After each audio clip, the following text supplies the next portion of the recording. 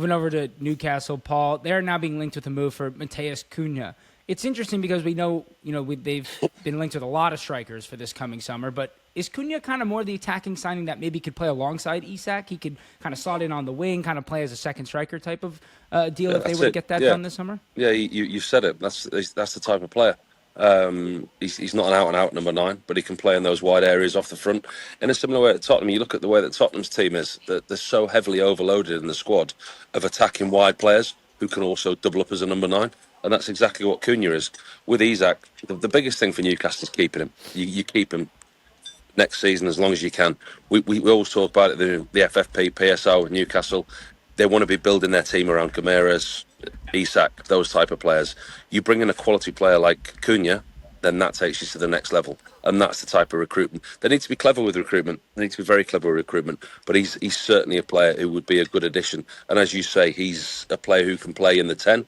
He can play left, he can play right. I mean, Pete talks about it all the time. With Almiron gone at Newcastle, they've looked for that right wing position for a long, long time. Cunha is somebody who can do that.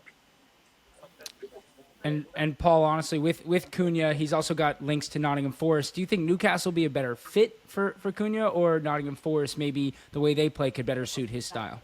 Well, there's one team that's going to offer him Champions League football next season. So it's a big decision. You look at the two clubs and where they're at the moment. Newcastle obviously winning the Carabao Cup. They're getting to where they want to be. Financially, they're the superpower, bigger than any other club. But actually, Nottingham Forest can offer something that not a lot of other clubs can next year, Champions League football. So he's got a decision to make. You look at the way that Forest play, Hudson-Odoi, Alangan, Gibbs White, in behind Chris Wood. Do they want a few more options? We spoke before about Wissa. Wissa potentially is going in there as well. So the quality that they've got in those areas, you look at that, where does he fit? But actually, Champions League football is a draw. If you put the two clubs side by side and you go, where do you want to go? Which club is going in the right direction? Forest have had a good season this year. I don't think nobody's expecting them to be in the Champions League places.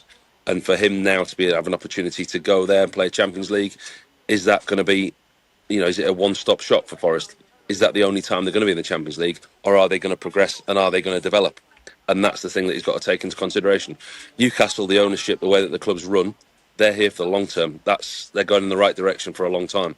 Forest, is it one good season or is there going to be sustainability?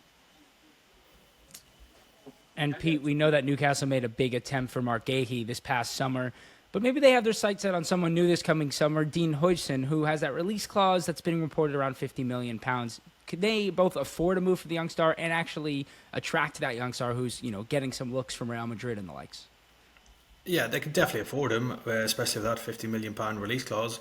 Whether they can get him or not, that's another story, because he's going to be one of the most in-demand players probably across Europe in this upcoming summer transfer window. He's been outstanding for Bournemouth this season, still only 19 as well. He's just broken into the Spain team, so yeah, his reputation is just getting bigger and bigger, and it's no surprise that a number of clubs are interested in Huijsen. Obviously, as you said, Newcastle, I think, will be one of those clubs looking at him. They are going to be in the market for a centre-back. There's no doubts about that. Jamal Lascelles is out of contract in the summer. Fabian Schär is still to sign a new contract as well. And they will need cover in those centre-back options, because when they've had injuries, they've been badly hit at centre-back, and they've got European football to look forward to at Newcastle next season, whether that's Europa League or Champions League, which is still possible. I just think due to the sort of interest from other clubs, the likes of Real Madrid, Bayern Munich, Liverpool, Chelsea, all interested in Dean Huijsen, I think it's going to be a real difficult deal for Newcastle to get over the line. Obviously, Champions League, if they can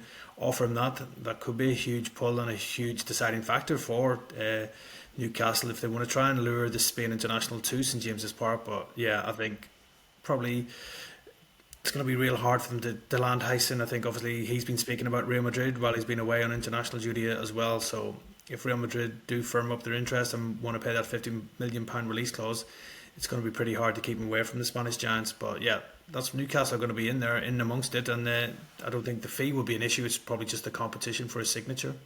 Do you think they can beat Newcastle Champions League? I mean, I know it's still a possibility, but what do you think, personal opinion? Do you think they can get there?